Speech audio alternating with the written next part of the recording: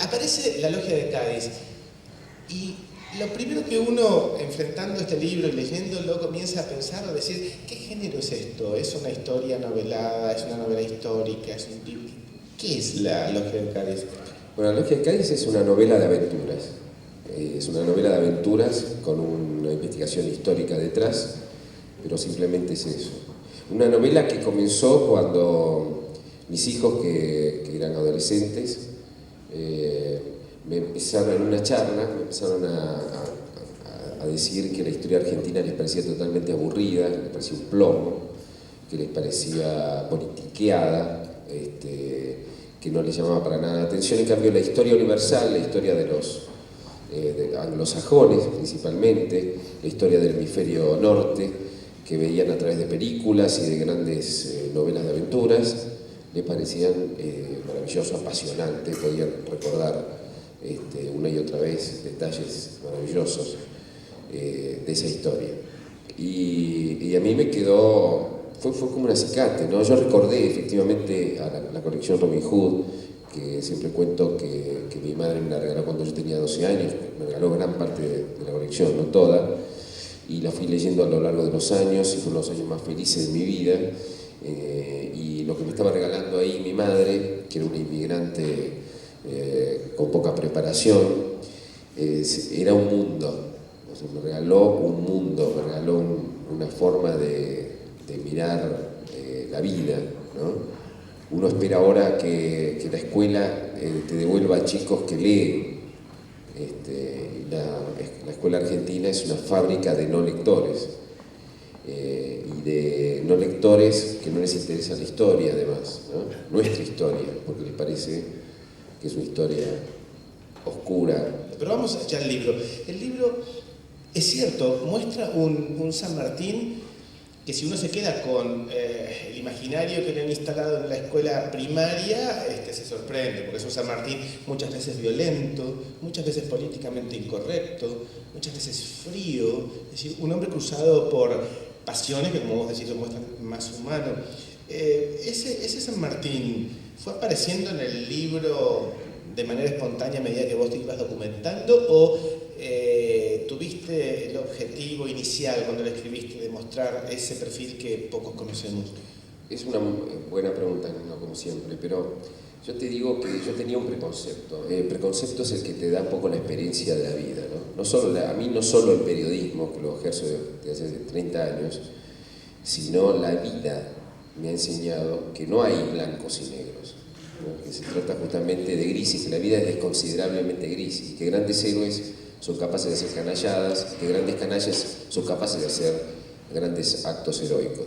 Por lo tanto, yo valoro mucho más la ambigüedad y valoro las imperfecciones en los hombres y en las circunstancias, y creo que ahí está la verdad. Nunca hay actos tremendamente puros, por lo que me da escalofríos cuando no se puede hablar de nuestros héroes en su falencia, digamos. Por ejemplo, no pueden admitir que San Martín no ha sido un estadista, no ha podido ser un estadista, fracasó como estadista, vamos a decirlo así. Yo que lo amo a San Martín, tengo que decir que se fue a la tumba con la mayor de las amarguras, no por el ostracismo de no ser recordado, sino por haber fracasado en Perú. En ese aspecto en Perú no le por fue haber bien. fracasado en Perú, ¿no? Entonces, también, además de ser un gran revolucionario, de ser un gran guerrero, tiene que ser un gran estadista, ¿no?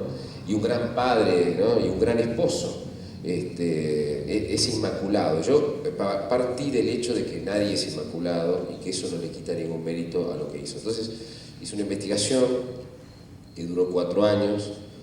Contraté a un periodista que se llama Daniel González, que es un sanmartinólogo, un especialista en San Martín y de una gran rigurosidad. Con él discutimos, leímos los libros principales, discutimos los documentos, discutimos línea a línea el libro. Lo que más me impactó ahí era la prehistoria de San Martín.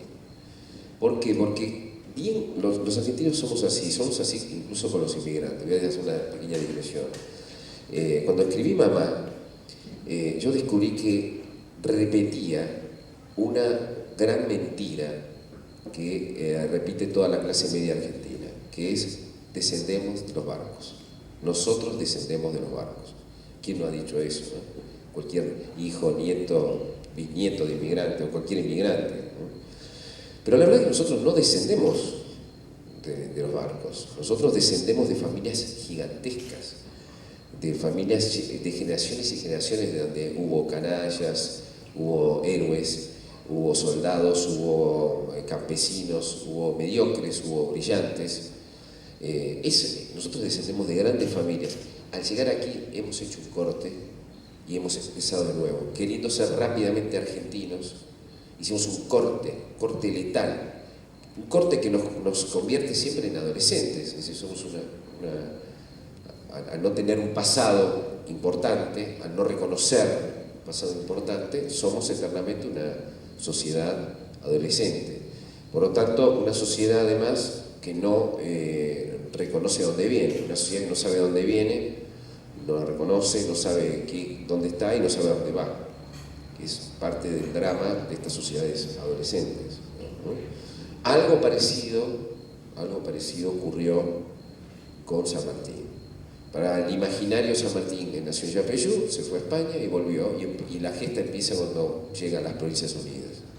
Pero la verdad es que San Martín, cuando llega a las Provincias Unidas del Río de la Plata, tenía 34 años. A los 12 había entrado en el ejército. A los 13 había tenido su bautismo de fuego. Había vivido guerras de tierra, guerras navales. Había sido capturado, había sufrido intentos de asesinato, había estado en asaltos, en batallas, en persecuciones. Lo habían intentado linchar en Cádiz. Había estado en conspiraciones en partidos políticos, dentro de la masonería. Había conocido a Wellington, a Napoleón. Había participado de reyertas de todo tipo. Ese San Martín, esa prehistoria de San Martín jamás es tenida en cuenta por el imaginario, y sin ese San Martín prehistórico es muy difícil entender el otro. Acá nadie me lo preguntó todavía, donde me pregunten qué pasó en Guayaquil.